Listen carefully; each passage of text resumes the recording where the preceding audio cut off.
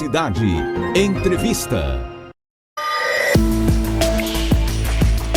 8h40 no Cidade Entrevista de hoje. Vamos falar sobre a PEC da Segurança Pública. E a gente vai conversar, com uma pessoa que está muito, mas muito por dentro desse assunto, né, Vitor? É isso, Renata. Vamos falar com o relator da PEC, o deputado pernambucano Mendonça Filho, do União Brasil, que apresentou o relatório e teve aprovação ontem na Comissão de Constituição e Justiça da Câmara Federal, 43 votos favoráveis, 23 votos contrários. Deputado Mendonça Filho, muito obrigado por nos atender. Bom dia para o senhor. Bom, Vitor, bom dia, Renata, bom dia, ouvintes da cidade. Prazer grande estar com vocês na manhã de hoje. Deputado, gostaríamos que o senhor falasse um pouco sobre o seu relatório, a reunião de ontem e essa aprovação na CCJ. Bom, na Comissão de Justiça, o que se analisa regimentalmente é a constituição de juridicidade, ou seja, o mérito, o aspecto mais técnico da proposta, para onde ela caminha. Isso ocorrerá a discussão e a votação na comissão especial, que é a próxima etapa. Então, nós ontem aprovamos o relatório que eu preparei, que era um relatório que retirava 2 itens da proposta original do governo. Que preservou, a retirada preserva a autonomia dos estados, porque, como estava a proposta original, criava uma zona de muita interferência do governo central, do governo federal, na política de segurança dos estados, o que para mim é uma coisa absurda e indesejável e que contraria a própria Constituição, que estabelece a autonomia dos estados e limitando inclusive a cooperação dos municípios. E de outra parte, um outro dispositivo que eu retirei também é o que tornava a competência de investigação exclusiva das polícias judiciárias, polícias civis dos estados, Distrito Federal e a Polícia Federal, o que também atrapalhava ou criava uma zona de conflito com os ministérios públicos, no caso aí estaduais e Ministério Público Federal. E nós retiramos também porque o poder de investigar do Ministério Público já foi reconhecido pelo Supremo, é constitucional e, portanto, seria uma coisa inadequada e até inconstitucional constar isso no texto. Então, agora a gente vai partir para a comissão especial, que deve ser formada em agosto, para que a gente possa discutir mérito, ou seja, como alargar uma política e uma estrutura constitucional de combate à violência, ou seja, de segurança pública, que atenda de fato a sociedade brasileira, a população brasileira, que hoje se vê massacrada pelo crime, infelizmente. Deputado, para a gente voltar um pouco nessa discussão, a gente, durante essa edição aqui do Manhã Cidade, a gente falou sobre vários casos de violência aqui, desde roubo de celulares, a latrocínio, enfim, homicídios. Eu queria que o senhor pudesse explicar, para que a gente conseguisse levar essa informação a todo mundo, né? A dona Mariazinha mais humilde, ao doutor no fórum, como a gente gosta de dizer aqui. O que é que muda na prática? Essa discussão está aí em Brasília, mas no dia a dia, né? O que tem se falado muito é a comparação com o Sistema Único de Saúde e o Sistema Único de Segurança Pública. Para a gente, para o cidadão que sai todo dia para trabalhar cedo, né, que sempre tem que lidar com medo, né, de sofrer alguma violência nesse trajeto, enfim, nas atividades do dia a dia, o que é que muda? Bom, Renata, primeiro eu sou um cara muito realista, pé no chão, não gosto de vender ilusões para ninguém, né? Então, uma das críticas que eu fiz sempre, críticas construtivas e ponderadas, é de que a PEC ela é muito, como é que eu posso dizer, limitada, quase perfumaria do ponto de vista de efeito prático sobre a vida das pessoas no que diz respeito à segurança pública, à falta de segurança pública. Então, eu não vou vender ilusões, terreno na lua, de que ela vai mudar radicalmente a realidade do combate à violência do Brasil. Não vai. Ela é uma estrutura constitucional, a PEC, ou seja, uma mudança na lei maior do país. Pode melhorar? Pode. a fase da melhora dessa PEC vai se dar agora na comissão especial, criando condições que a gente tenha uma justiça mais ágil, que funcione, que a gente possa ter também a atuação das polícias de forma mais orgânica e como é que eu posso dizer, efetiva, né? E que a gente não tenha um clima de impunidade que tem no Brasil. Qualquer pessoa que comete um crime no Brasil, com pouca coisa, tá solto, né? Às vezes o cara comete um crime de dia, não passa 24 horas preso. Então, quer dizer, isso é o que dá revolta ao povo, insatisfação. E essas mudanças, para que você possa ter mais efetividade, você vai ter que mexer na legislação penal e processual penal. E também mudar um pouco a cultura. E dotar as polícias de melhores condições para que ela possa cumprir a sua missão constitucional. Então, eu espero participar da comissão especial, que é a próxima etapa, estruturar o texto de forma melhor para que a estrutura constitucional permita que alterações na legislação ordinária possam ir ao encontro desse anseio de mais firmeza, de combate ao crime do cotidiano das pessoas, o roubo do celular, o assalto na parada de ônibus, esse crime, invasão de domicílio, roubo de moto, de carro, enfim, aquilo que incomoda o cidadão no dia a dia. E também combater o grande crime, que é o crime do narcotráfico, do tráfico de armas, da inserção do crime organizado, das facções em combustíveis, comércio de combustível, distribuição de gás de cozinha em comunidades inteiras, como ocorre muito no Rio de Janeiro. Então, a gente tem uma tarefa que é hercúlea.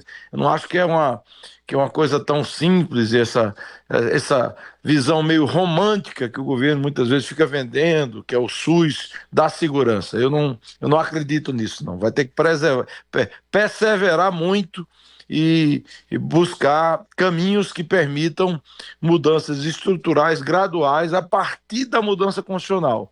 Mas vai ter que se enfrentar muito obstáculo, muita adversidade, porque também as pessoas se fecham entre si, as corporações atuam muito numa visão fechada e termina a estrutura de segurança não atendendo a expectativa e a necessidade da nossa população. Deputado, sobre essa discussão, o senhor falou sobre o papel dos estados. Eu queria que a gente fizesse aqui também uma análise sobre o papel dos municípios. O Tribunal de Contas aqui do estado fez um levantamento sobre o envolvimento dos municípios com segurança pública. E dos 184 municípios que temos aqui em Pernambuco, 97% deles não têm diagnóstico de realidade local sobre segurança e 92% não contam com um plano municipal de segurança. A gente tem falado aqui sobre temas como o armamento de guarda municipal, como uma maneira de reforçar o policiamento e melhorar os índices de segurança. Essa discussão está inserida na PEC? Como que o senhor enxerga o papel dos municípios para melhorar a segurança pública no Brasil? Bom, Vitor, eu acho que devem colaborar, cooperar, mas a gente também tem que ter noção do que é a dimensão de um município, a sua tarefa e a sua missão constitucional, né? Não é uma coisa simplesmente assim, o município vai atuar e ponto, e é coisa trivial e fácil. A gente precisa avaliar de forma muito cuidadosa, né? Tem municípios pequenos que não têm condições de suprir o básico de educação e saúde, você vai botar mais missão na área de segurança, não vai funcionar. Então, assim, não é todo município que é um município grande, como, por exemplo, Caruaru, que tem condições efetivas de oferecer respostas importantes nessa área do combate à violência, entendeu? Então, uma guarda municipal que pode até virar uma polícia municipal, com algumas missões de patrulhamento, além de Bom, tivemos aí pequeno, sei lá, Calumbi, a coisa muito mais complexa, muito mais difícil. E aí não vamos imaginar a segurança municipal que a gente vai alcançar essa mudança tão radical. Pode cooperar, deve cooperar, mas essa missão é, sobretudo, dos estados, com apoio do governo federal, e eles podem cumprir uma tarefa mais complementar. A tarefa maior tem que ser dos estados, na minha visão. Deputado Mendonça Filho, para encerrar, né, que a gente sabe que o senhor está com a agenda bem apertada e a gente agradece por ter parado um pouquinho para conversar com a Rádio Cidade, só para reforçar o que é que acontece aqui, a partir de agora, os próximos passos. Os próximos passos, Renata, nós devemos instalar a comissão especial que vai discutir mérito da proposta de emenda à Constituição 18. E aí teremos 40 sessões, o que dá mais ou menos aí 60 a 90 dias de trabalho dessa comissão especial, que elaborará um novo relatório, um texto novo, para ser votado na comissão especial e depois vai para o plenário da Câmara. Aprovando no plenário da Câmara, seguirá para o Senado para depois ser promulgado. Então essa vai ser a rota a ser seguida e espero nessa próxima etapa largar mais e aprofundar mais medidas que possam ir ao encontro do desejo da sociedade brasileira, combater a violência que atormenta a vida do nosso cidadão.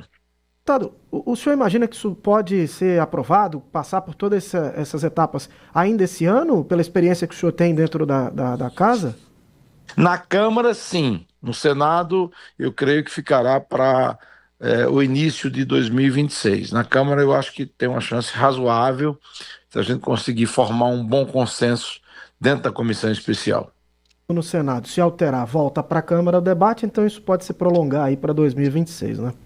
Certamente, primeiro semestre de 2026 seria uma perspectiva razoável que possa ser aprovada. Muito bem. Deputado Mendonça Filho, do União Brasil, conversou conosco aqui no Cidade Entrevista. Deputado, muito obrigado pela gentileza de parar aqui um instante na agenda bem atribulada para conversar conosco e até uma próxima oportunidade. Obrigado, Vitor. Bom dia para você, para Renata. Dê um abraço aí no meu amigo Mário Flávio e um abraço especial para os ouvintes aí do Agreste, especialmente da minha querida Caruaru. Muito bem. Para a gente complementar, né, essa conversa, a gente está com o professor Marco Aurélio Freire de volta aqui. Então, professor, como é que a gente pode dizer?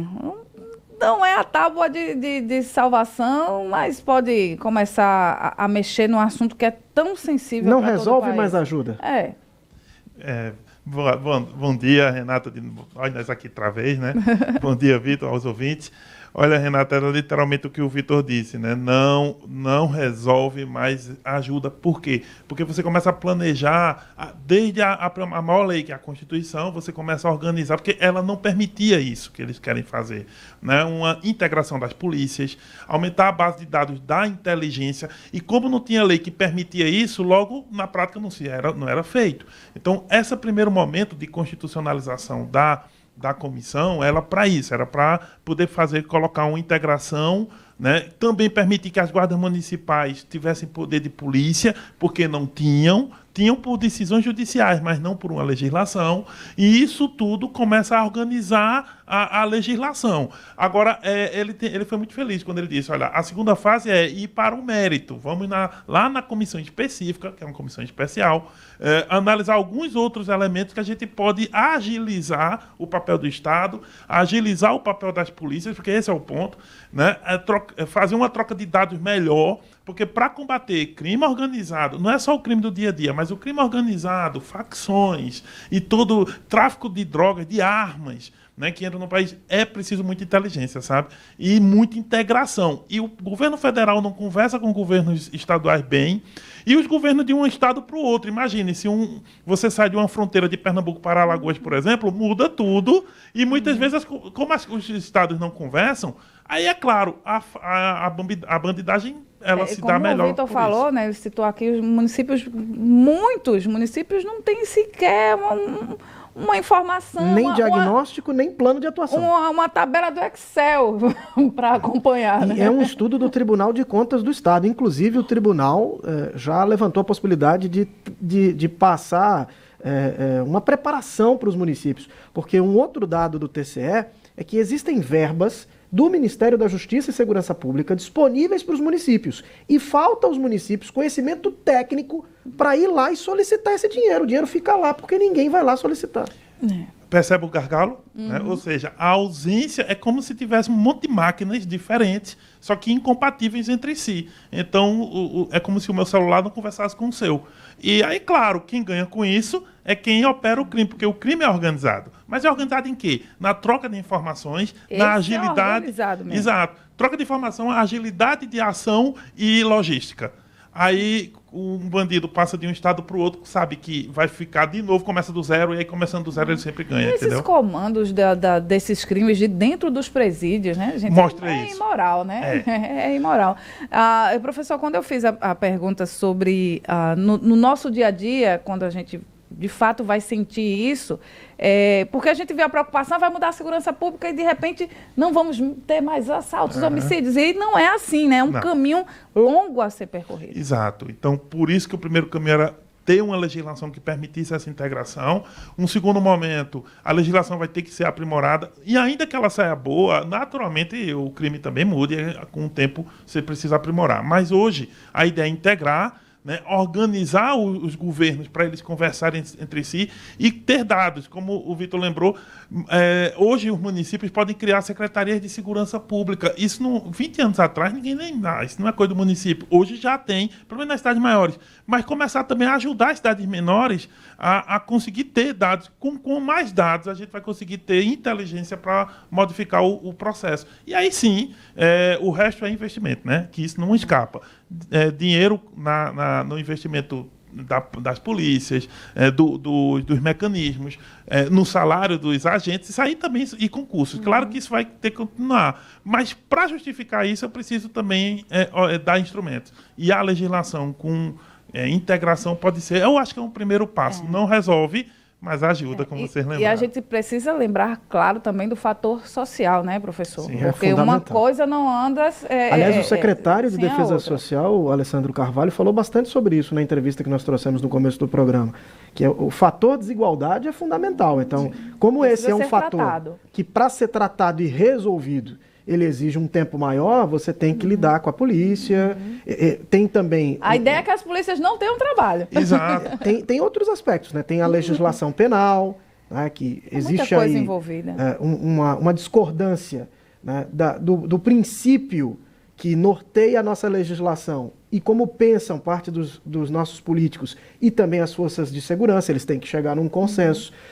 Tem a questão de política antidroga, questão das armas que o deputado falou agora há pouco. Quer dizer, é algo bem complexo para se imaginar que uma única peça constitucional, por mais ampla que seja, vai dar conta de tudo isso. Não. Realmente, legislação penal, legislação processual e também um detalhe, o único braço do Estado que pode chegar em determinado lugar não pode ser só a polícia, né? Então você precisa de outros braços do Estado. Saúde, educação, a fórmula, de certo modo... sociedade, né, exatamente. Então, saúde, educação e outra, cultura, tudo isso ajuda em determinadas comunidades complexas, enfim, em cidades inteiras. Esportes. Tudo isso vai paralelo. Agora, o braço armado do Estado, segurança pública como um todo, é claro que ele tem que estar instrumentalizado, ele tem que estar com condições para fazer a sua ação. Mas essa ação tem que ser inteligente. Para dar conta realmente do sujeito ruim. Exato. Não é?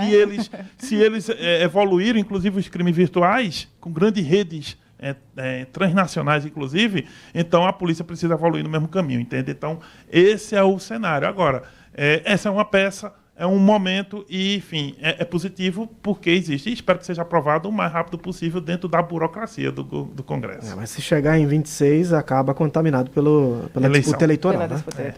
A conferir. Ou paralisado, né? Porque os deputados em busca de reeleição pode ser que paralise. Senadores nas suas também, bases, né? cada um mais presente nas suas bases em busca de votos. Vamos aguardar. 8h50 Oxente, 58, 59, 58, 59, 9? Enfim. 9. Acabou o tempo, vem aí, Obrigado, ela. professor. Até amanhã. Valeu, professor. Vem aí, ela.